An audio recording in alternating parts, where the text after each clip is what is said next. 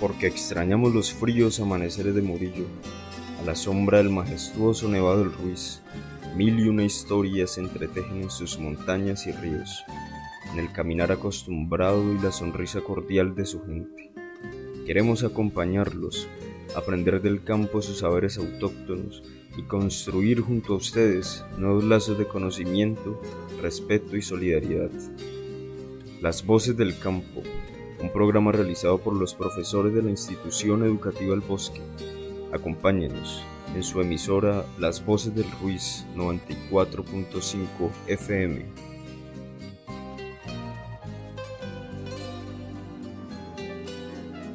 Las Voces del Campo, un programa de entretenimiento cultural, porque ninguna distancia ni contingencia podrá detener el progreso de nuestra región.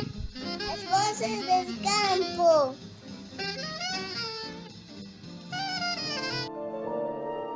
Buenos días y bienvenidos a esta séptima emisión del programa construido por los profesores de la Institución Educativa El Bosque, los estudiantes y la comunidad, espacio en el cual los contenidos curriculares tienen una nueva significación más allá del aprendizaje memorístico. En este, los estudiantes juegan un papel activo, generando un nuevo conocimiento, rescatando su historia y su cultura. Los dejo en compañía del profe Joyce con su nueva sección Vamos pa' la cima, donde nos mostrará distintos paisajes que podrán disfrutar en nuestro municipio, y al igual algunos alumnos y padres de familia nos describirán experiencias que pueden vivir allí. Y muy buenos días para todos, un gusto nuevamente estar aquí con ustedes en este su programa Las Voces del Campo. Y así como lo decía el profe, con una nueva sección Vamos pa' la cima, en donde en este y los próximos programas daremos a conocer algunos lugares espectaculares que podrás ir a conocer en el municipio de Murillo. Bien, para empezar, ¿qué es Murillo? Pues Murillo es un municipio del departamento del Tolima, que se encuentra ubicado en la zona norte, aproximadamente a unas 3 horas, 144 kilómetros en vehículo desde la capital, que es Ibagué. Es un municipio con paisajes maravillosos, rodeado 100% de paisajes naturales en sectores rurales. Su principal adorno es el Nevado del Ruiz. Este imponente volcán nevado vigila a sus pobladores desde las alturas, siendo su punto más alto 5.330 aproximadamente al nivel del mar. El municipio por sí ya cuenta con bastante altura, 3.000 más o menos, acercándose al límite entre zona de páramo. Estás escuchando Voces del Campo. Bien, y para no aburrirlos más, el estudiante Santiago nos va a presentar uno de los lugares que debemos visitar y conocer en esta región. Adelante, Santiago. Mi nombre es Eric Santiago Salinas García, vivo en la vereda Requinta de los Estudios, en la Institución Educativa Técnica Lepanto, en el grado sexto. Quiero contarles sobre los termales La Campanita. Se encuentran ubicados a orillas del río Recio. Este lugar también cuenta con 2 hermosas cascadas. También podrás observar nuestro árbol nacional, la palma de cera, variedad de aves. Allí podrás realizar camping, caminatas, pesca. Este lugar aproximadamente está a 10 kilómetros del casco urbano. Podrás llegar en coche, bicicleta, moto hasta el sector conocido como Puerto Masato y continuar a pie, o si lo deseas, todo el recorrido lo puedes hacer a pie. Les recomiendo visitar este lugar, pues es una belleza y creo que debemos cuidarlo. Gracias a Santiago por tan excelente explicación. Así que debemos ir a conocer y cuidar de estos lugares. Bien, si quieres saber más sobre este municipio y sus increíbles lugares, los espero en la próxima emisión de este su programa, Las Voces del Campo. Y esta gran sección, Vamos pa' la cima. Las Voces del Campo, un programa de entretenimiento cultural, porque ninguna distancia ni contingencia podrá detener el progreso de nuestra región. Las Voces del Campo. Bienvenidos una vez más a esta sección El Mundo de los Números. Esta vez el profesor Jason Chica compartirá con ustedes algunas de las características sobre la evolución e historia de los signos de multiplicación y división. Disfrútenlo. Así es un gusto estar de nuevo en nuestra sección El Mundo de los Números, donde continuaremos aprendiendo sobre las matemáticas, sus maravillosas características, historia y curiosidades. Muchos de nosotros utilizamos los símbolos en matemáticas con mucha destreza, pero nunca nos preguntamos de dónde salieron o por qué su escritura es de esa forma. Hoy analizaremos un poco las características y cambios que tuvieron en la historia los ya conocidos símbolos de la división y de la multiplicación. El símbolo de la división tiene múltiples formas para su escritura y ha tenido cambios a través de la historia. La barra horizontal de las fracciones, introducida por los árabes, empezó a ser utilizada en Europa por el matemático Fibonacci en el siglo XIII, aunque su uso no se extendió hasta el siglo XVI. La barra oblicua, o barra de lado o slash, variante de la horizontal, fue introducida por De Morgan en 1845. Fue más bien un recurso tipográfico de los libros impresos para poder escribir la fracción en una sola línea, símbolo que se utiliza mucho actualmente para expresar la división. Otro de los signos fue el paréntesis, aunque actualmente no se utiliza mucho. Para expresar 21 dividido entre 3 se escribía 21 paréntesis 3 y colocaban el resultado de la división a la derecha después de otro paréntesis. Esto querría decir que 21 paréntesis 3 sería igual a paréntesis 7. Este signo lo encontramos en la obra Aritmética Integral del matemático alemán Michael Stiefel. Este mismo matemático también utilizó las letras mayúsculas M y D para denotar la multiplicación y la división. Otros autores incluso utilizaron la D invertida, como el francés Guillermin, y otros una D tumbada, como el portugués Cunha, entre 1744 y 1787. Uno de los símbolos de la división que todavía sigue en uso es una barra con un punto arriba y otro abajo. Fue introducido por el matemático suizo Johann Henrich en 1659. Este signo de la división es muy gráfico en el momento en que la barra de la fracción es norma general. Este símbolo no tuvo mucho éxito en su país, Suiza, ni en la Europa continental, pero sí en Gran Bretaña y en los Estados Unidos. Sigue siendo actualmente el símbolo que se utiliza en las calculadoras para identificar la división. El matemático alemán Leibniz introdujo los dos puntos. Es el símbolo más utilizado en nuestros días, sobre todo en los textos. Una de las ventajas del uso de este símbolo es que puede mantenerse la división en la misma línea y que mantiene el parentesco de la división con la multiplicación, para la que Leibniz usaba un punto. En cuanto a la galera, ángulo o líneas perpendiculares que utilizamos para separar los factores de la división, dividendo, divisor y cociente, no existe mucha información, pero Boyer, en su Historia de la Matemática, dice que los árabes, y a través de ellos más tarde los europeos, adoptaron la mayor parte de sus artificios aritméticos de los hindúes, y por tanto es muy probable que también provenga de la India el método de división larga, conocido como el método de la galera, por su semejanza con un barco con las velas desplegadas. Al parecer, en el método de la galera se utiliza un ángulo parecido al que se usa en la actualidad. En cuanto al símbolo de la multiplicación, en tiempos de los babilonios utilizaban un ideograma, A, raya Du. En el manuscrito más antiguo de las matemáticas de la India, colocaban un factor al lado del otro y nada más. El matemático indio Bhaskara utilizaba la palabra Ba justo después de los factores. Otros matemáticos han utilizado la letra M para la multiplicación, como ya se mencionó. En los viejos tiempos de la aritmética, muchos algoritmos hacían uso de la cruz de San Andrés para obtener productos y proporciones. Puede ser que por esa razón, en 1631, se eligió esta cruz como símbolo para la multiplicación. Tuvo una gran aceptación, excepto por los matemáticos Grotfier, Leibniz e Isaac Newton, quienes no se sentían del todo cómodos con este símbolo. Leibniz, en 1698, en una de sus cartas al también matemático Bernoulli, escribió: "No me gusta el símbolo X como un símbolo para la multiplicación, ya que se puede confundir con la letra X. A menudo yo simplemente relaciono dos cantidades con un punto". Por esta razón, Leibniz introdujo el punto como símbolo de la multiplicación. Ha habido otros símbolos para la multiplicación.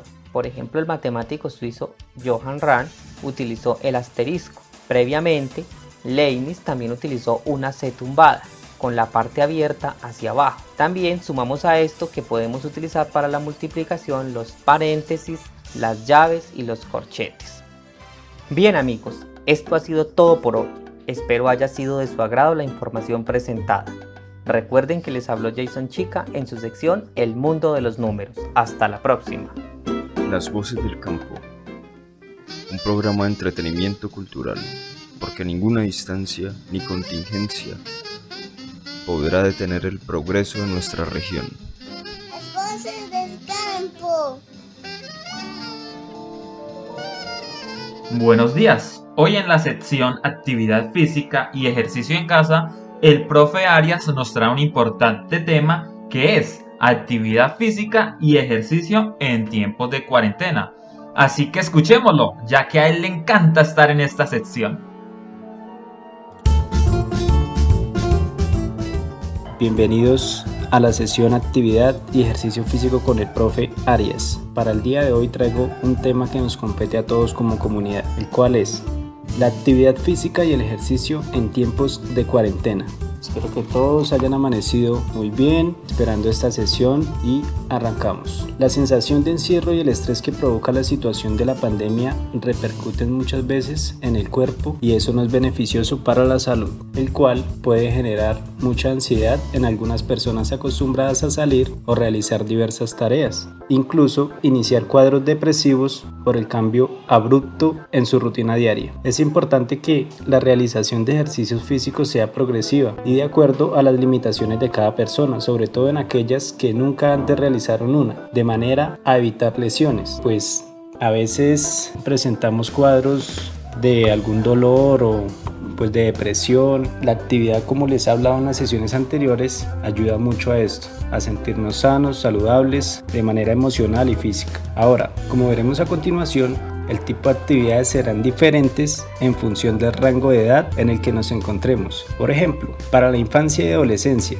este trabajo físico diario va a ayudar a su crecimiento y desarrollo, además de instaurar unos hábitos que les permitirán ser unas personas adultas mucho más sanas. Las recomendaciones son de 60 minutos al día, un mínimo de 3 días a la semana. Para la adultez, la Organización Mundial de la Salud recomienda un mínimo de 150 minutos a la semana, alterando el trabajo de resistencia y de fuerza. Para la tercera edad, estas rutinas deben orientarse principalmente al trabajo de fuerza, complementándolo con un trabajo de resistencia y de movilidad articular, ya que va a permitir una mayor autonomía, aumentando notablemente su calidad de vida. Una vez que hemos comprendido la importancia de tener un estilo de vida activo en todas las edades, tenemos que elegir nuestra propuesta de trabajo. La práctica de actividad física durante el confinamiento se vuelve más difícil, ya que existen menos posibilidades de llevarla a cabo, pero por suerte actualmente disponemos de recursos y medios muy creativos que nos pueden ayudar. Y ahora que tenemos en cuenta todos estos tips, vamos a continuación a hablar sobre una rutina que podemos practicar en casa con poco espacio y poco material. Tenemos que tener claro que nuestra visión de los entrenamientos va a estar enfocada a la salud y no al rendimiento deportivo. Es necesaria una rutina de trabajo diaria, sistemática, alterando diferentes tipos de trabajo y con una intensidad adecuada para obtener unos beneficios. No debemos realizar actividad física con fiebre, tos o dificultades para respirar. Durante la práctica de actividad física, nuestro sistema inmune se debilita y puede tener consecuencias negativas si estamos enfermos o enfermas. Si somos una persona sedentaria, tenemos que empezar de manera muy progresiva. Por ejemplo, prácticas de 5 a 10 minutos que aumentaremos gradualmente con el paso de las semanas. En este caso, es importante seleccionar actividades con poco impacto para proteger nuestros huesos, músculos y articulaciones. Una idea que nos puede ayudar al principio es que es más saludable realizar más sesiones de actividad física durante menos tiempo que sesiones largas y con mayor frecuencia. De esta manera vamos a aumentar nuestro umbral de tolerancia y ayudar a que la adaptación de nuestro cuerpo sea más eficaz en los entrenamientos. Me encanta estar en esta sesión. Elegir actividades adecuadas, individualizando en función de la salud a nivel de actividad física y motivaciones de los practicantes. Disminuir al máximo el tiempo que estemos sentados, por ejemplo, levantarnos y movernos por casa cada 30 minutos cuando estamos confinados, aunque pues ahora hay la oportunidad de salir con el pico y cédula, hablando acá del Tolima, entonces pues tenemos más opciones de salir y realizar alguna actividad en la calle, pero cuando estemos confinados en nuestro hogar, movernos y no estar mucho tiempo sentados. Empezar nuestras prácticas con un calentamiento de intensidad progresiva, andar o trotar suave por la casa y finalizar con tareas de vuelta a la calma, estiramientos o trabajos de respiración. Aprovechar las tareas del hogar para mantenernos activos, limpiar, cocinar, trapear, todo lo que sea realizar oficio en nuestro hogar. Establecer una rutina diaria con un horario concreto. Esto nos va a ayudar a organizar y aprovechar mejor nuestro tiempo. Es recomendable practicar con familiares o amistades de manera presencial y no es posible de manera virtual. Pues de manera virtual también lo podemos hacer, pero pues no es lo mismo hacerlo con otra persona que lo motive a uno. También es recomendable pues las personas que no lo quieran hacer en casa y tengan la oportunidad, lo pueden hacer con un profesional que los guíe, que los oriente. Pues esto es un buen momento para analizar cómo veníamos cuidando nuestra salud y cambiar nuestro estilo de vida a uno más saludable, porque cuando nos damos cuenta de lo beneficioso que es la actividad física y de los ejercicios, el cuerpo busca permanecer siempre activo. Ahora, una frase: la práctica de actividad física durante el confinamiento no es importante, es fundamental y necesaria para ayudarnos a llevar la cuarentena de la mejor manera posible y fortalecer nuestro sistema inmune. Por ende, como les he dicho en todas estas sesiones, la actividad es muy importante y el sedentarismo debemos alejarlo de nuestras vidas. Siempre debemos tener nuestro cuerpo activo. Entonces no olviden, una vez más, sesión con el profe Arias. Me encanta estar en esta sesión.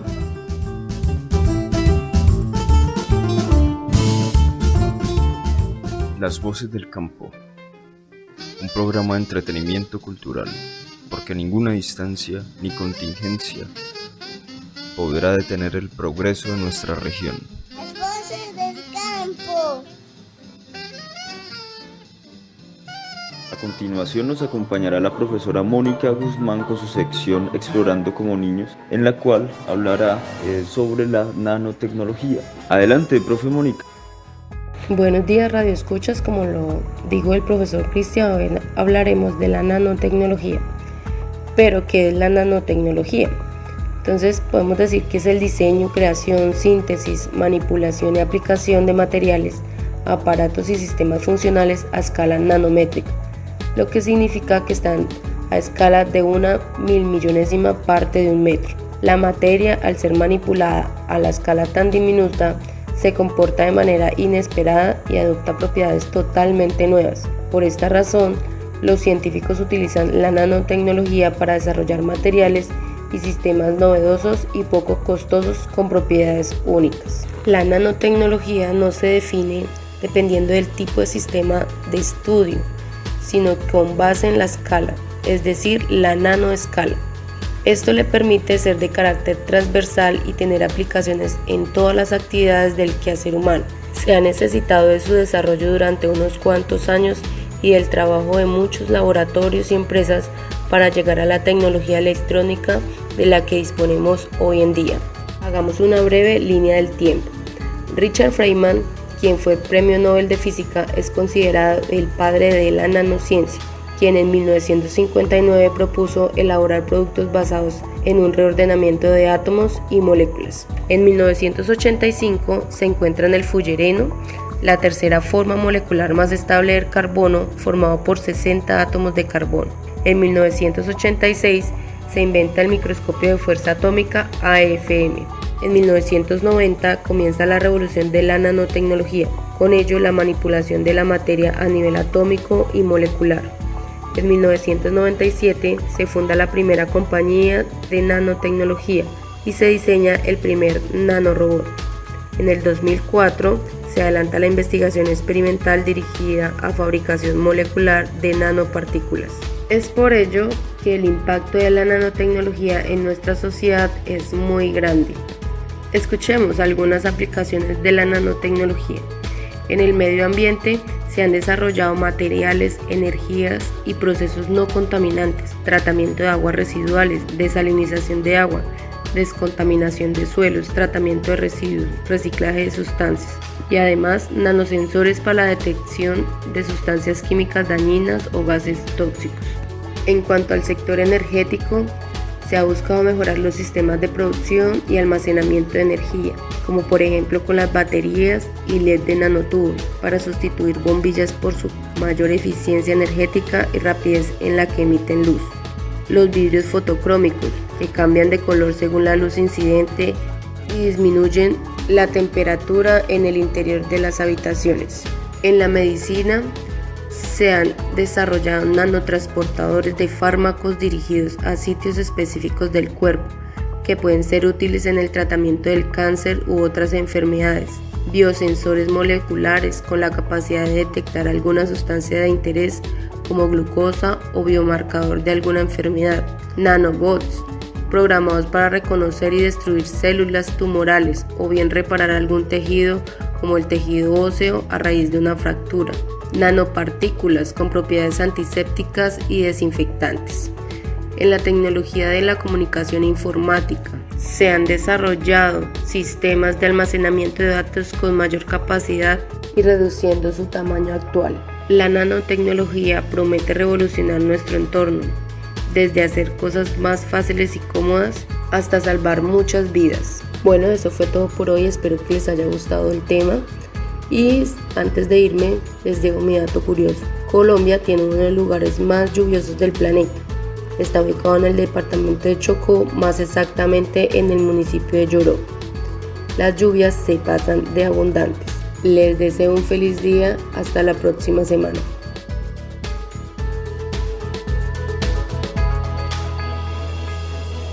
Las voces del campo, un programa de entretenimiento cultural, porque ninguna distancia ni contingencia podrá detener el progreso de nuestra región. Las voces del campo.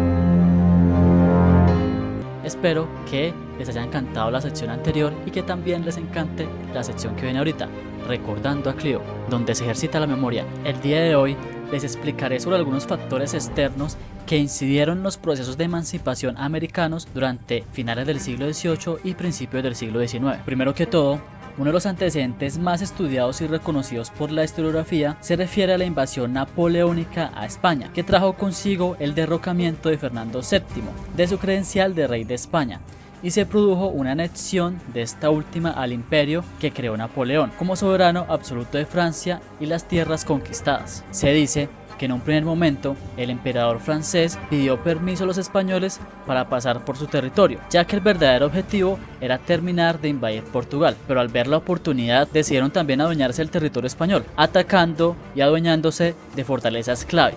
Después de hecha la maniobra, su hermano José Bonaparte, más conocido como Pepe Botella, por su supuesta adicción al alcohol que tenía este y que más bien parece una forma de deslegitimar su autoridad por parte de los españoles, fue el encargado de controlar la población española.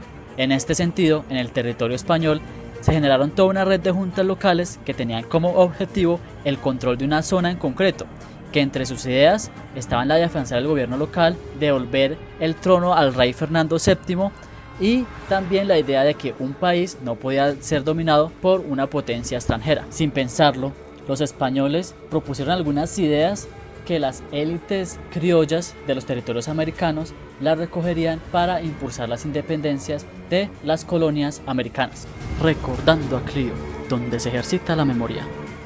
Otra de las causas que se explicó en la anterior sección tiene que ver con la participación de los grandes grupos de latifundistas que, debido a su poder económico, pretendían más participación en las decisiones públicas de la corona y que en cierta medida estas decisiones afectaban sus negocios y sus propiedades, es decir, los impuestos. Sumado a esto, los hijos de estos hacendados y ellos mismos se educaban en las universidades europeas, lo que los hacía receptores de primer orden de los avances de la ciencia y de la tecnología en el mundo occidental y las nuevas ideas políticas y económicas que se divulgaban en las grandes urbes europeas. En ese sentido, querían aplicarlas en el territorio americano. Recordando a Clio. donde se ejercita la memoria. Por otro lado, otra de las causas está la introducción de las ideas ilustradas y de la Revolución Francesa, las cuales dimensionaron las demandas económicas de los criollos al situarlas en un plano político y de autonomía nacional y personal. El protagonismo demandado por los criollos y la liberalización económica demandada adquirió una versión política plasmada en un liberalismo independentista. Otro factor externo fue el ejemplo de la guerra de independencia de las 13 colonias en Norteamérica, hoy conocidas como los Estados Unidos, las cuales ponían de manifiesto que era posible que las colonias podían sacudirse del poder de la metrópoli y que la independencia era algo posible. Recordando a Clio, donde se ejercita la memoria. De igual forma, vale la pena aclarar que algunos territorios americanos se mostraron favorables a mantener nexos con la metrópoli, como parte del actual México y Perú. En el primero, no sería hasta 1821 que se consolidaría la independencia y en el caso del segundo, hasta 1824. En zonas con menos poder económico y marginales, la política emancipadora fue mucho más agresiva, siendo este el caso de la Nueva Granada, que fue liderada militarmente por Simón Bolívar, y en el caso del Cono Sur sería José de San Martín quien lideraría los principales ejércitos que buscaban independizarse del yugo español. Por otro lado, en las siguientes secciones recordaremos la participación activa y muy importante de algunos sectores sociales como los indígenas, los afrodescendientes, las mujeres, los niños y demás personas en el proceso independentista de la Nueva Granada. En ese sentido, gracias a los factores externos e internos descritos en esta sección y en la anterior, se fue generando un efecto en cadena en los territorios americanos, y en cada virreinato y capitanía se generaron unos procesos especiales que después de varios años lograron su independencia total, por lo menos del Imperio Español. No siendo más, espero que hayan disfrutado esta información y nos vemos la próxima semana con una nueva entrega de esta su sección favorita, Recordando a Clio, donde se ejercita la memoria.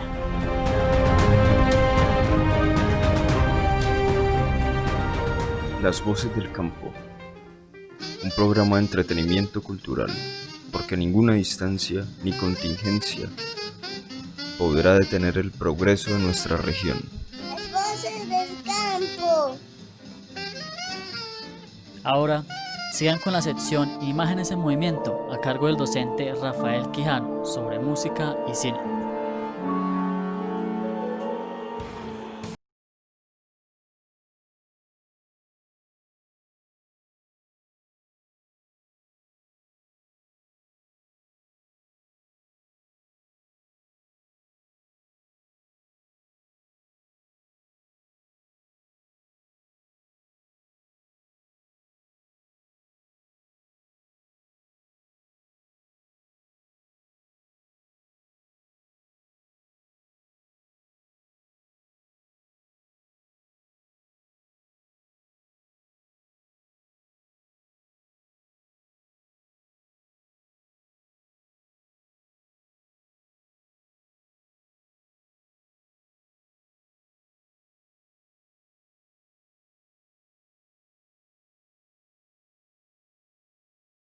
Headphones.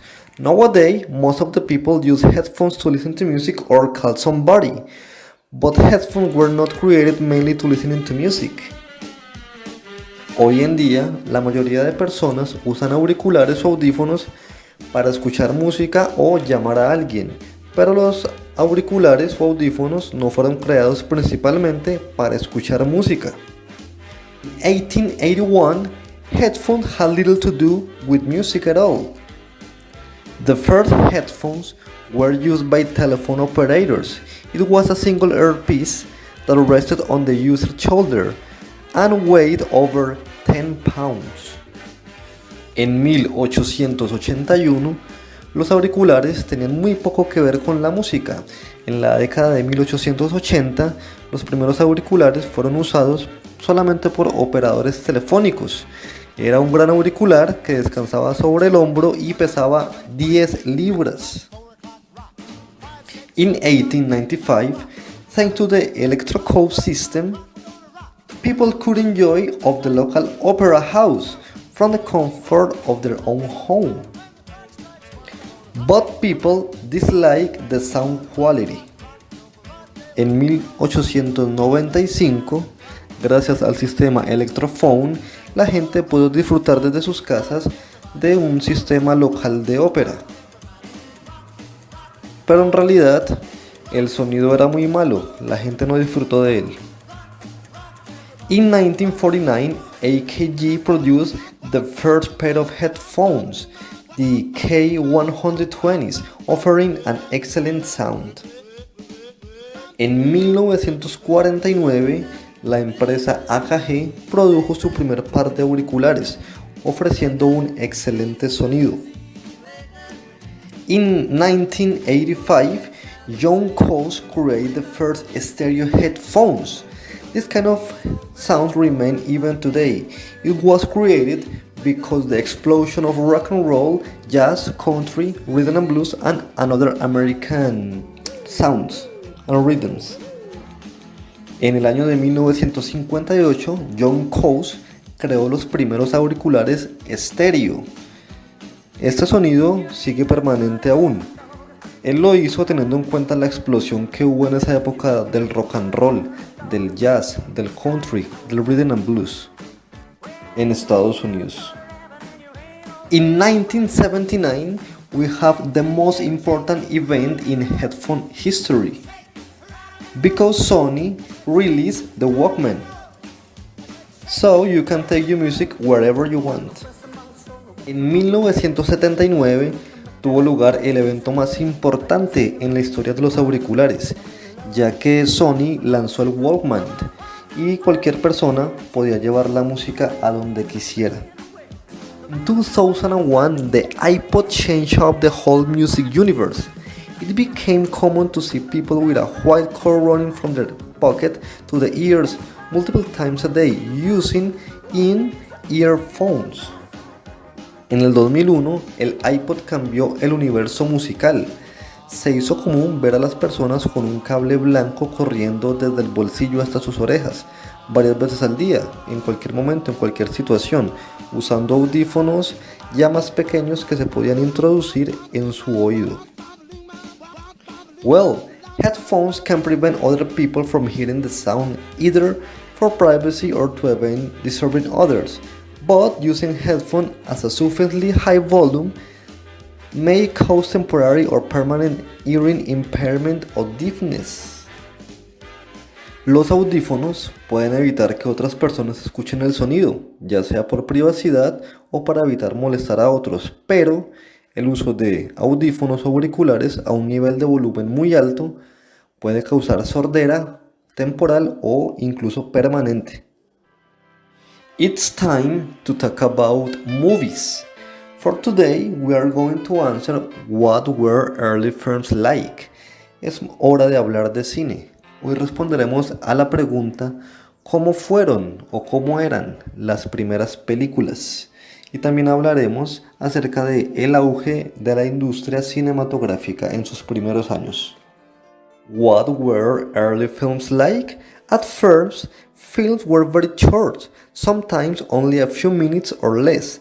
They were shown at fairgrounds, music halls, or anywhere a screen could be set up and a room darkened. Subjects include local scenes and activities, views or foreign lands, short comedies, and newsworthy events. ¿Cómo fueron las primeras películas?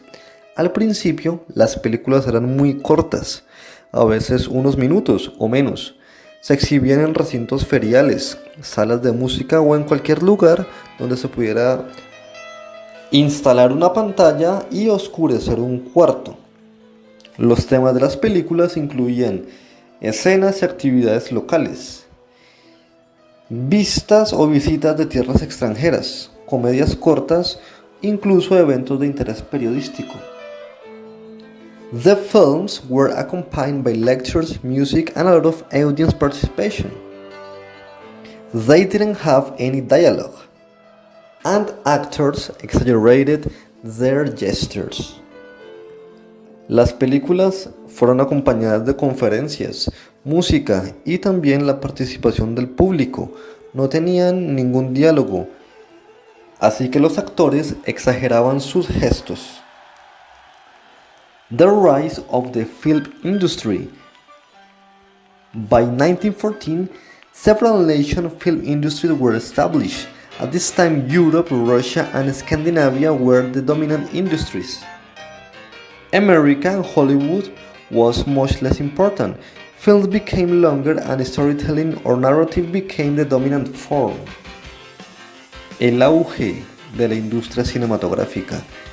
Para 1914 se establecieron varias industrias cinematográficas nacionales.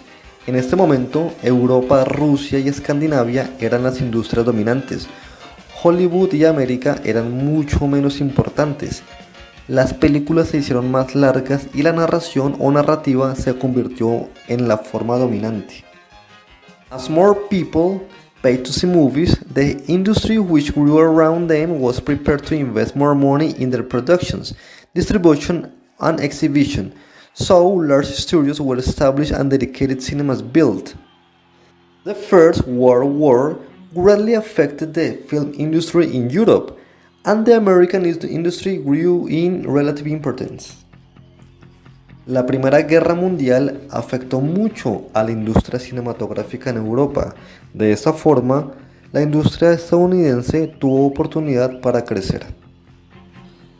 The first 30 years of cinema were characterized by the growth and consolidation of an industrial base, the establishment of the narrative form, and the refinement of technology.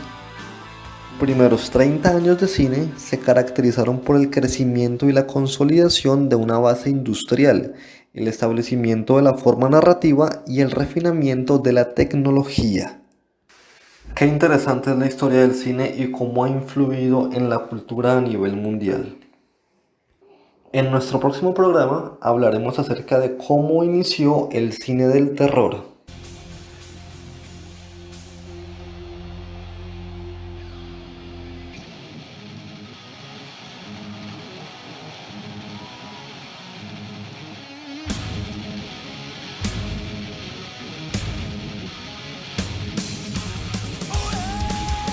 Music History Curiosities. Curiosidades en la historia de la música. Today we have the 40th anniversary of AC/DC's Back in Black and Metallica's Kill 'Em All. Curiosidades de la música. El día de hoy tenemos el 40 aniversario del álbum Back in Black, el segundo álbum más vendido en la historia de la música del grupo AC/DC. Y también cumple 40 años el primer trabajo musical de la banda Metallica, Kill 'Em All. Time's over for today. Remember, always listen and watch. Se nos agotó el tiempo por hoy. Recuerden siempre escuchar y mirar.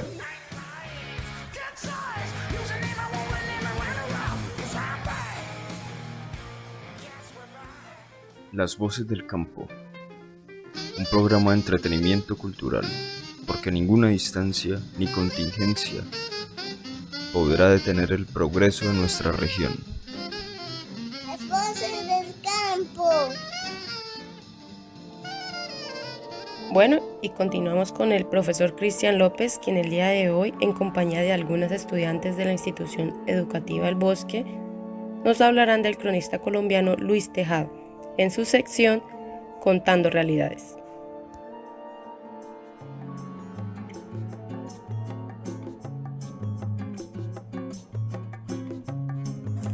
Muy buenos días, sean bienvenidos a esta nueva sección llamada Cronistas, donde estaremos hablando con la ayuda de algunos estudiantes de la institución educativa El Bosque de los personajes más importantes de este género en Colombia. Contando realidades. La expresión crónica se origina del vocablo latino chronicus, que significa aquello, que sigue el orden del tiempo. En los antiguos tratados de retórica se suponía que el propósito de estos textos consistía en registrar los acontecimientos según su suceso temporal. Durante muchos siglos, este género se reducía a las producciones de viajeros e historiadores que iban registrando los acontecimientos importantes de su tiempo o excursiones. Se conservó el nombre de crónica, a pesar de la inmensa diversidad de estilos que se originaría, pues aún predominaba la narración lineal. En el periodismo moderno, la crónica ya se limita a retratar los acontecimientos de forma cronológica. En nuestro tiempo se integra el punto de vista personal, la opinión misma del autor, más que el tiempo sería la que dirige el hilo narrativo. La crónica se ha convertido en una especie de vinculación biográfica del escritor y la realidad, con sus conflictos, desventuras y triunfos, desde una constante reflexión y crítica. En esta ocasión queremos recordar a Luis Tejada, uno de los más grandes cronistas de la historia de Colombia, quien ha hecho de la crónica un género de experimentación poética para explorar el sentido, lo personal y lo universal en los acontecimientos y fenómenos de la cotidianidad urbana. Luis Tejada, una vida fugaz y una obra aún inexplorada. Luis Tejada Cano nació en 1898 en Barbosa, Antioquia, y murió en Girardot, Cundinamarca en 1924. Su infancia transcurrió en este tranquilo y para él algunas veces aburrido y monótono campo antioqueño del que luego se marcharía para buscar un nuevo y más frenético horizonte, en el ajetreo típico de la ciudad y de sus nuevas corrientes artísticas. En sus escritos, Luis Tejada, desde su particular mirada, era capaz de retratar los temas o las situaciones más trascendentales, las más profundas reflexiones filosóficas, desde un lenguaje ameno, jovial y un tanto irónico, que lograba cautivar la atención y admiración de todos, sin importar su estatus social. Le hablaba al ser humano, al hombre y a la mujer de carne y hueso, aquellos hermanados por el sentimiento y su condición de seres mortales sobre un mundo la mayor parte del tiempo incomprensible. Y ahora escuchemos uno de sus más reconocidos textos, El trabajo.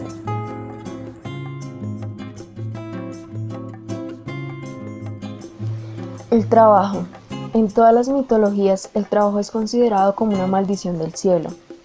El hombre, desde las edades remotas, ha simbolizado su ideal de vida en una quimérica palabra, paraíso. Pero la primera condición que se requiere siempre para que ese paraíso sea verdaderamente paraíso es que no haya necesidad de trabajar en él. Nadie se figura que en el paraíso se pueda cargar piedra en zurrones o llevar contabilidades o manejar maquinarias. No. Los que están en el paraíso han de ser, ante todo, unos seres ociosos que viven extendidos sobre la grama o sentados bajo los árboles con las frutas al alcance de las manos y llenas de paz las almas. La humanidad ha concentrado en esa bella fábula todo su sueño de felicidad, felicidad que debe ser la única, perdurable y completa, puesto que está basada en la pereza, el instinto más firme, noble e indestructible en el hombre. Los tipos de perfección suma que la imaginación concibe, los dioses, son personalidades eminentemente perezosas que o permanecen estáticas en sus tronos de nubes o se divierten entregadas a juegos ociosos o a placeres avaritas. Entonces, la pereza es en cierto modo una virtud esencialmente divina, pero ¿qué son los dioses? Son simplemente hombres perfectos en su sentido ideal, por eso, entre el tipo terrestre, el más puro, el más elevado y el que más se acerca a esa perfección es el que tiene más arraigada y frecuente la virtud de la pereza. El vagabundo, el gitano, el mendigo voluntario, algunos aristócratas de pura sangre constituyen dentro del mundo actual los últimos conservadores de la gran dignidad humana y de la tradición del ocio como cualidad suprema que nos dejó la civilización antigua.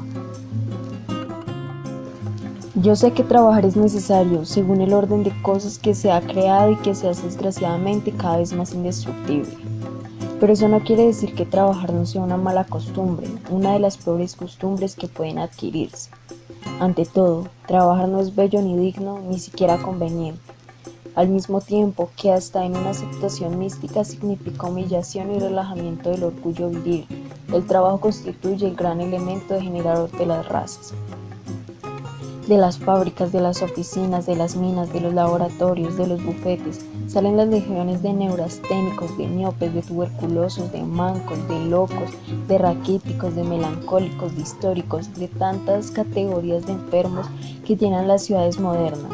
Sin embargo, esta capacidad exterminadora no es realmente un argumento en contra del trabajo, como la muerte de los soldados no lo es en contra de la guerra.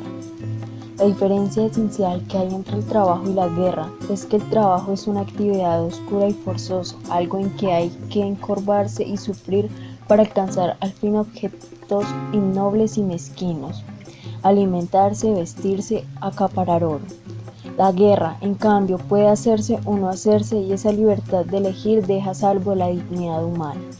Además, la guerra es más bella y más viril mientras tenga menos razón de ser y menos objetos persiga, porque así evidencia simplemente un capricho, un arrebato de la voluntad soberana del hombre.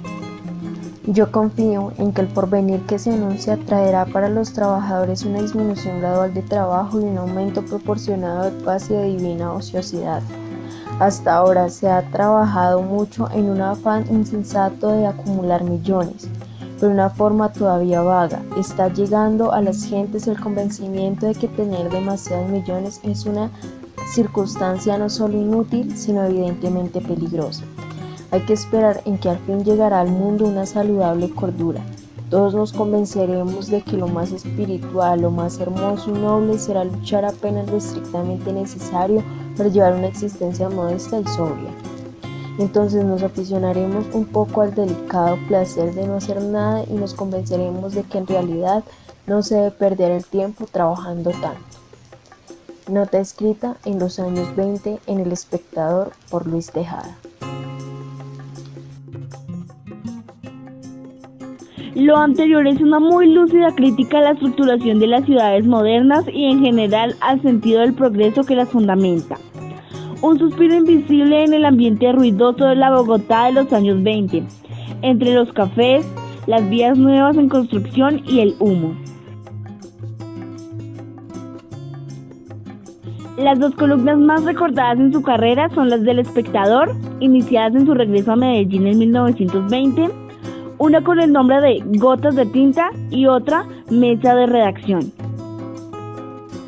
En medio de todo, el poeta y cronista antioqueño con tan solo 26 años dejó muy claro que la vida en su cotidianidad guarda una inmensa profundidad filosófica y una inagotable belleza literaria. Los pequeños eventos que merodean en medio de las muchedumbres de las ciudades alcanzan la medida de lo perpetuo, de lo eterno, al ser vistos a través de un océano de emociones y de creencias, lo cual es el escritor. La crónica es, pues, un puente entre lo vivido y lo dicho. Ahora escucharemos el espíritu perverso de las cosas pequeñas. El espíritu perverso de las cosas pequeñas.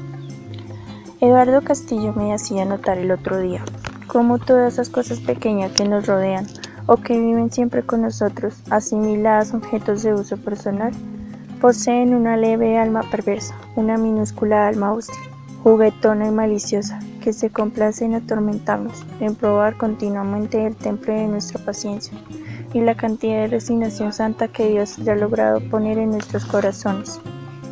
Hay días, por ejemplo, en que el botón del cuello resuelve rebelarse, se descabrita y salta o se escurre ágil entre los dedos, u opone simplemente una resistencia pasiva pero firme y prolongada.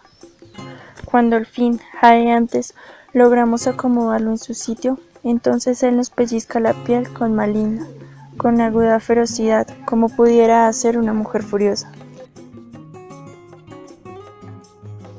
Hay días en que la caja de fósforo se nos pierde en los bolsillos.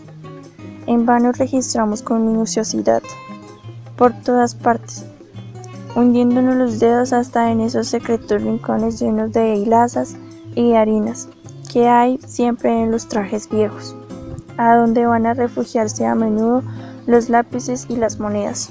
En vano vaciamos sobre la mesa los papeles y los pañuelos. En vano nos levantamos confusos palpándonos con cuidado para localizar en algún punto el pequeño rectángulo de cartón. ¿En qué misterioso escondrijo se ha metido, pues? Ese es un problema que yo no he podido resolver jamás. Pero es lo cierto que por la tarde o al otro día, cuando descuidadamente introducimos la mano en un bolsillo cualquiera, La caja aparece allí, tranquila y risueña, como con una perfecta conciencia de haberse burlado de nosotros. ¿Y qué hacen las pantuflas, que al acostarnos dejamos paralelas y apacibles al pie mismo de la cama, y que luego al buscarlas en la oscuridad no las encontramos por ningún lado? ¿Y por qué cuando tenemos 10 llaves en el llavero, la que ha de abrir llega siempre la última, o se escurre sigilosamente entre las manos hasta que demos 5 o 6 vueltas a todo el llavero? ¿Y por qué cuando ya pensábamos que el lápiz nos lo habían robado y perdido para siempre, lo encontramos picarescamente escondido detrás de la oreja? Sin duda, todas esas cosas tan vivas, movibles y sonrientes que revolotean constantemente en torno nuestro, poseen un espíritu propio, malévolo, histriónico, burlón, que nos hace la guerra. Hay veces que en el sombrero mismo nos insinúa gestos atroces, y los botines nos saca la lengua, y el bastón se nos enreda predeterminadamente en las piernas para hacernos caer. Hay días en que al ponernos el saco no logramos encontrar de ninguna manera la manga correspondiente, o abotonamos 4 veces seguido el chaleco con los botones que no son. ¿Qué Dios irónico y vengativo habrá insuflado de los objetos familiares, que debían ser buenos y adictos, ese principio de maldad, esa nímula sutil y guasona que tanto nos hace rabiar? Ese Dios desocupado merece nuestro odio eterno. El Espectador, 20 de junio de 1922. Es común pensar que la escritura es un misterio que solo los más importantes intelectuales pueden desvelar. Solo ellos tienen el poder de usarla, como si se tratase de personajes especiales dotados de un don divino. También solemos creer que solo se puede escribir sobre cosas supertrascendentales y graves, y que nuestra vida cotidiana no es lo suficientemente interesante como para ser retratada. Debemos quitarnos ese prejuicio de la cabeza. Nuestra vida, nuestra cotidianidad es tan trascendente para el mundo como las leyes de la física o la geopolítica. Debemos perseguir el espíritu perverso de las cosas pequeñas. Tan solo 26 años vivió Luis Tejado Cano, uno de los cronistas más destacados y al mismo tiempo desconocidos del periodismo y la literatura nacionales. Falleció en Girardot, Cundinamarca, el 17 de septiembre de 1924. Y esto ha sido todo por hoy en su sección Cronistas, contando realidades. Quiero agradecer la valiosa participación de los estudiantes Lizeth Yurani Peña, Jamie Johanna Castillo y Andrea Penagos.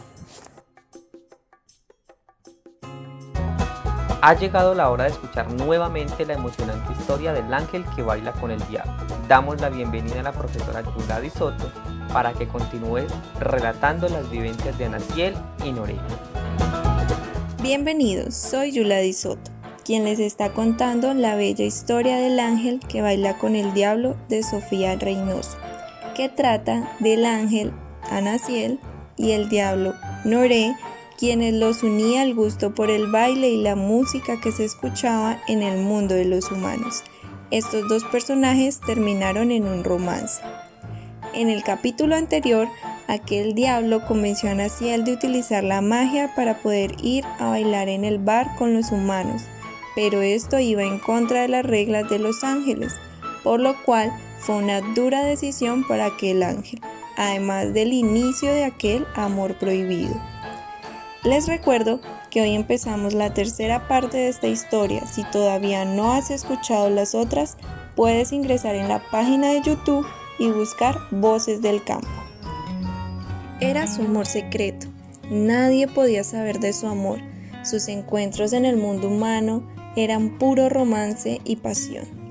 Ella amaba su rebeldía y desparpajo, y él su dulzura y su alegría. Podían entregar el corazón en las manos del otro sin dudarlo. Pero por más cuidadosos que fuesen, sabían que en algún momento alguien de sus mundos podría descubrirlos. Así que vivían su relación como si no hubiese un mañana, llegando incluso a hacer el amor una noche que que se hospedaron en el pueblo. No sabían qué sería de ellos en un futuro, pero decidieron dejarse llevar por sus sentimientos, hasta que aquello tan temido por Noré ocurrió. Esa noche simplemente Anaciel no llegó. Él la esperó nervioso en aquel bosque, pero nunca apareció, y así varios días más. El diablo se sentía morir por dentro.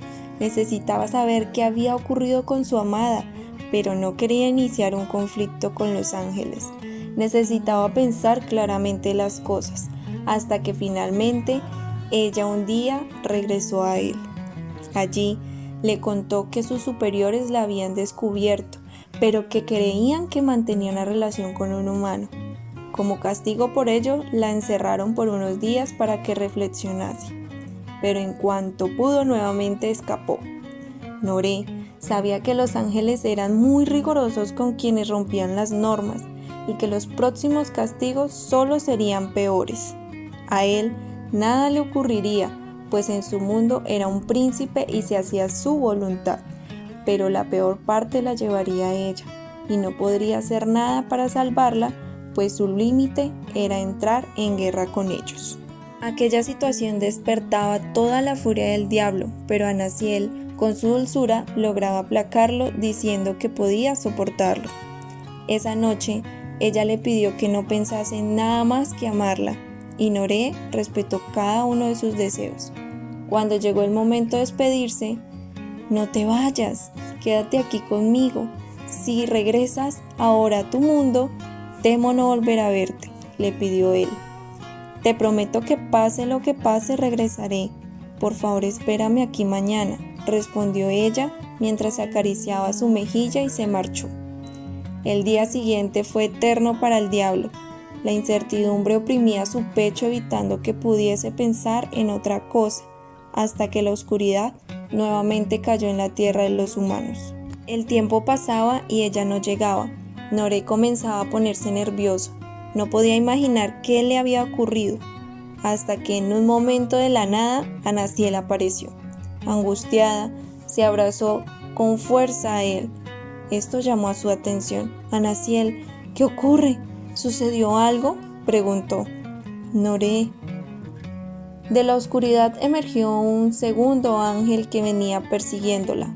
«Anaciel, si no regresas ahora mismo, perderás tus alas y quedarás condenada al destierro», exclamó. «No puede ser, es un diablo. ¿Esa es la razón de tus escapes? ¿Has perdido la cabeza?». Noré estaba dispuesto a enfrentarse con él, pero ella lo detuvo.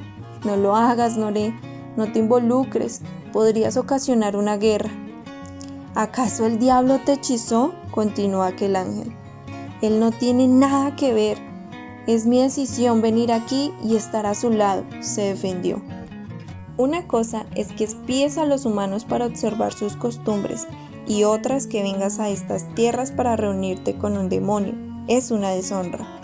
Vete, diles que no me importa que me quiten mis alas, pero no volverán a encerrarme jamás», dijo ella con determinación. «Espero no te arrepientas de tu decisión», sentenció por última vez el ángel y se marchó. «Anaciel», susurró Noré, «¿puedes quedarte conmigo aquí?», preguntó ella. «Yo haría lo que sea por ti», sonrió él. Se fueron juntos al pueblo y se alojaron en una confortable posada bajo sus falsas identidades. Ya en la intimidad de la habitación: «¿Qué planeas hacer, Anaciel? No puedes perder tus alas por esto», dijo él. «No quiero pensar en eso ahora. En este momento solo somos tú y yo, Noré», respondió ella mientras se abrazaba a él. Esos sentimientos le daban valor. Su único deseo era compartir el mayor tiempo posible con Noré. Aquel diablo la amaba y deseaba tanto que el más mínimo gesto de parte de ella era suficiente para desatar toda la pasión que había en su corazón. Pasaron días conviviendo en aquel pueblo. Se sintieron tan completos juntos que llegaron a imaginar que tal vez esa era la vida que deseaban tener. Aquellas noches de romance desenfrenado hacían sentir a Anaciel que no dudarían en entregar sus alas con tal de estar al lado de Noré. Pero pronto descubrirían que los sacrificios por amor tenían un límite. No olvides escucharnos cada 8 días en Voces del Campo y poder seguir con el hilo de este romance entre aquella bella ángel y su amado diablo. Bendiciones. No siendo más, espero que pongan en práctica las recomendaciones acá dichas y escúchenos la próxima semana en la emisora Voces del Ruiz 94.5 FM y también en su programa favorito Las Voces del Campo, labrando caminos de participación. Ha llegado el momento de la despedida, pero esto es apenas el inicio.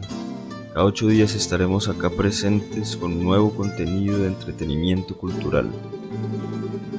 Las voces del campo.